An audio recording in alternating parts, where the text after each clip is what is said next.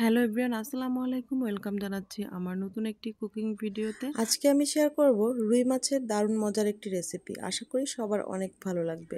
আর এইভাবে রান্না করলে এতটাই মজার হয়ে থাকে যে ছোট বড় সবাই অনেক বেশি পছন্দ করে থাকে। তো চলুন দেখে নেওয়া যাক রান্নার প্রসেসটা। তো প্রথমে এখানে আমি রুই মাছ নিয়ে নিয়েছি, একটু বড় সাইজের রুই মাছ নিয়েছি। তো এখানে আমি চাইনিজ কাট করে নিয়েছি, আপনারা চাইলে রেগুলার রান্নার কাট করে নিতে পারেন।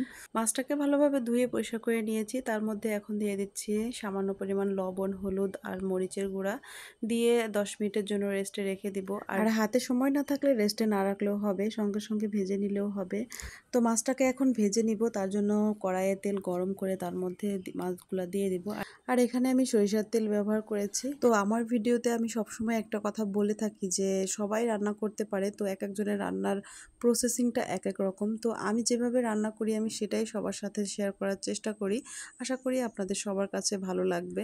তো মাছগুলো আমি এখানে একটু কড়া করে ভেজে নিয়েছি, এখন তুলে নিচ্ছি। আর ওই কড়াইতে এখন দিয়ে দিচ্ছি হাফ কাপ পরিমাণ পেঁয়াজ কুচি আর দিয়ে দিচ্ছি 2 টেবিল চামচ পেঁয়াজ বাটা। আর এখানে যে পেঁয়াজ কুচিটা দিয়েছি, তো ওইটা যখন একটু হালকা ব্রাউন কালার হয়ে আসবে তখনই পেঁয়াজ বাটাটা দিয়ে দিতে হবে। তারপর এর মধ্যে অ্যাড করেছি 1 চা চামচ পরিমাণ আদা রসুন পেস্ট।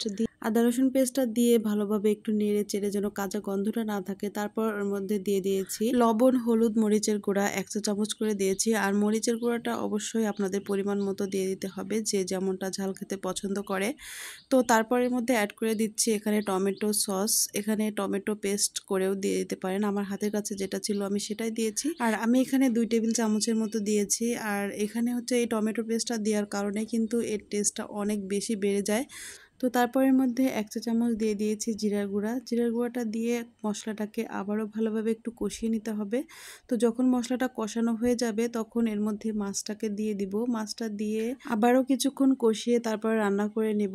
তো মাছটাকে আমি আবারও 10 থেকে 15 মিনিট কষিয়ে রান্না করে নিয়েছি। নিয়ে আবারও কিছুক্ষণ ঢাকনা দিয়ে ঢেকে রান্না করে নিয়েছি। মাছটাকে কষানো হয়ে গেছে, যেহেতু ভাজা মাছ খুব বেশি কষানোর প্রয়োজন হয় না। তো তারপরের মধ্যে আমি দিয়ে দিচ্ছি 1.5 কাপ পরিমাণ পানি। আর এতটুকু পানি দিয়েই কিন্তু আমি মাছটা রান্না করব। তো এখন মাছটাকে আবারও ঢাকনা দিয়ে ঢেকে আবারও কিছুক্ষণ রান্না করে নিব। প্রায় 10 থেকে 15 মিনিট রান্না করে নেব। তারপর কিছুক্ষণ পরে আবারও একটু নেড়েচেড়ে দিব যেন নিচে লেগে না যায়। তো আমি আবারও একটু নেড়েচেড়ে দিচ্ছি। এখন এই পর্যায়ে এর মধ্যে অ্যাড করে দিব সামান্য পরিমাণ গরম মশলা পেস্ট। এখানে গরম মশলা গুঁড়াও ব্যবহার করা যেতে পারে। তো আমি এখানে গরম মশলা পেস্টটাই করে দিচ্ছি, দিয়ে আবারও কিছুক্ষণ নেড়েচেড়ে রান্না করে নিব। তো তারপর আমি নামিয়ে নেব, আমার রান্না প্রায় শেষের দিকে। তো এখন আমি নামিয়ে নিচ্ছি।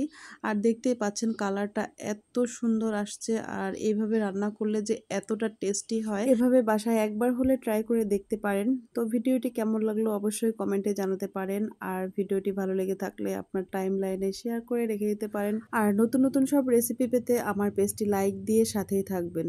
তো আজ এই পর্যন্তই, আবারও চলে আসবো অন্য কোনো রেসিপি নিয়ে। সে পর্যন্ত সবাই ভালো থাকবেন, সুস্থ থাকবেন। আল্লাহ হাফেজ।